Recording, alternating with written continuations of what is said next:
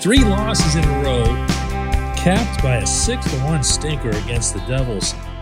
And you had to wonder how this team was going to respond this weekend.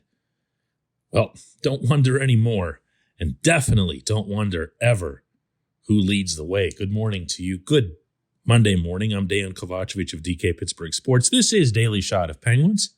It comes to you bright and early every weekday if you're into football and or baseball. I also offer up daily shots of Steelers and Pirates. Penguins 3, Blue Jackets 2 here in Columbus. I'm not going to lie, the first couple periods of this had me thinking that the Penguins had spent all of their emotion and energy the previous day in that wonderful, uplifting, playoff-style shutout of New York back home. But they found something extra here.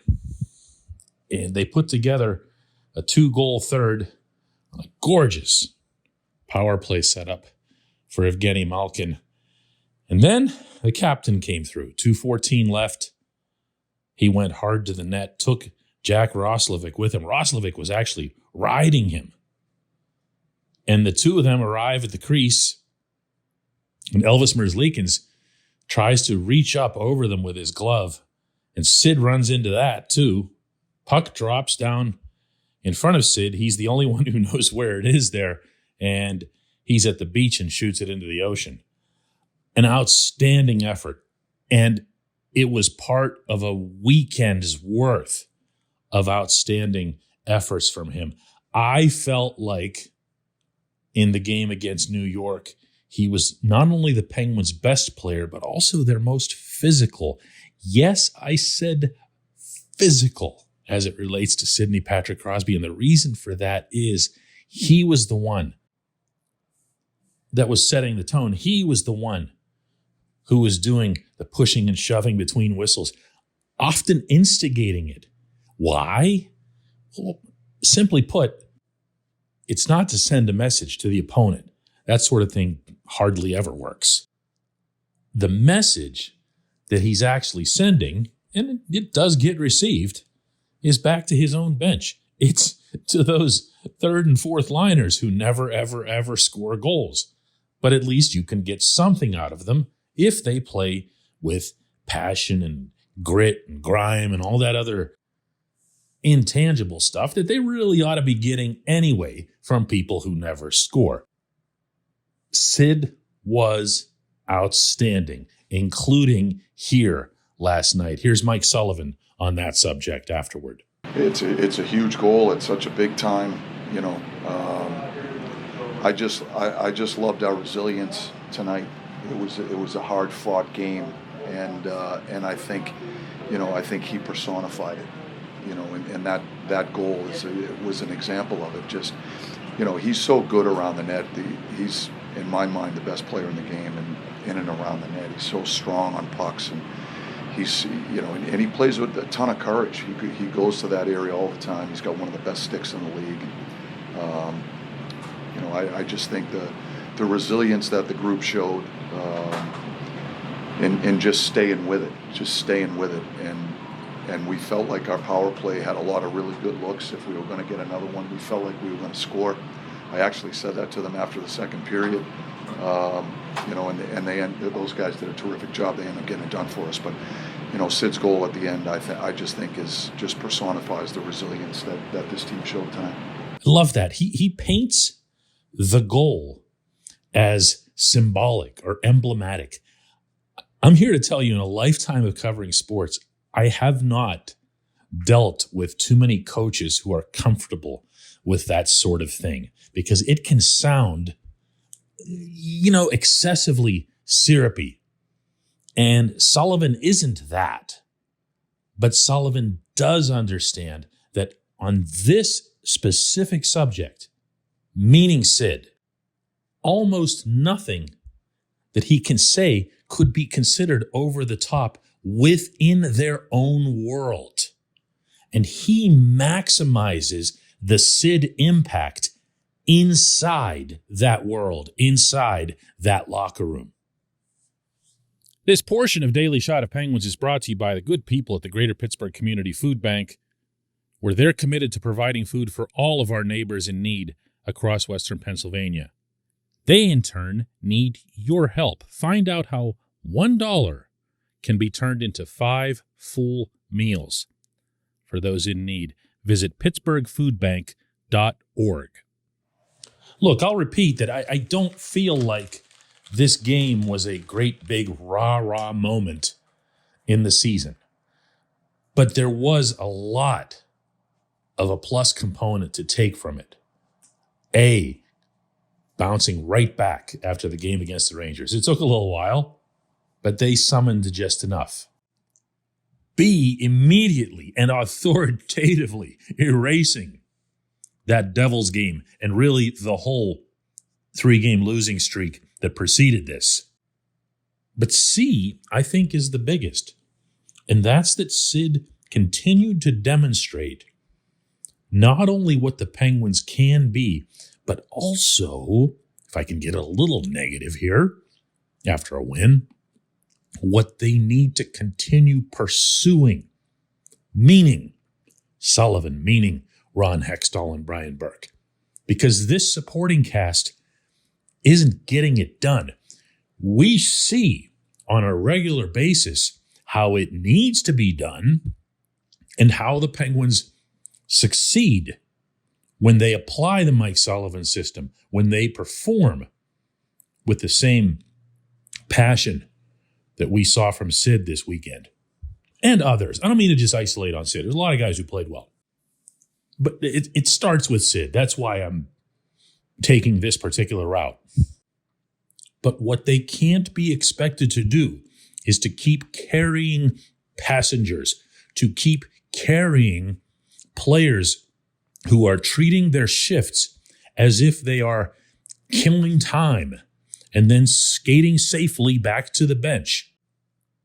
Of course, I'm still talking about Zach Aston Reese, Dominic Simone, to an extent, although they've produced at various times and have more talent, Kasperi Kapanen and Evan Rodriguez. They're putting up zeros game after game after game. And on top of that, they're not really even creating anything. If you want a good example of someone who is, Danton Heinen's not scoring. Danton Heinen isn't putting the puck in the back of the net, but he's constantly creating offense. He's been a nice fit alongside of Evgeny Malkin. When you watch Heinen looks like a player who could run into a nice little goal streak at any point. That doesn't even cross your mind with these other guys I just mentioned. And I'm going to keep beating this horse until it's 7 feet deep. But you have got to at least allow for the possibility that somebody in Wilkes-Barre, anybody, Radim Zahorna, Drew O'Connor, could be a bigger piece for you in the playoffs than what you've seen from these guys. Look at Mark Friedman. Hadn't played a game in months, seems like. Goes out there this weekend for the first time in forever. Played really, really well. Maybe that'll hold up. Maybe it won't. But at least you get to see, At least you get to find something out. And maybe that something will benefit you in the long run. Can't do that if you don't ever take the shot. When we come back, just one question.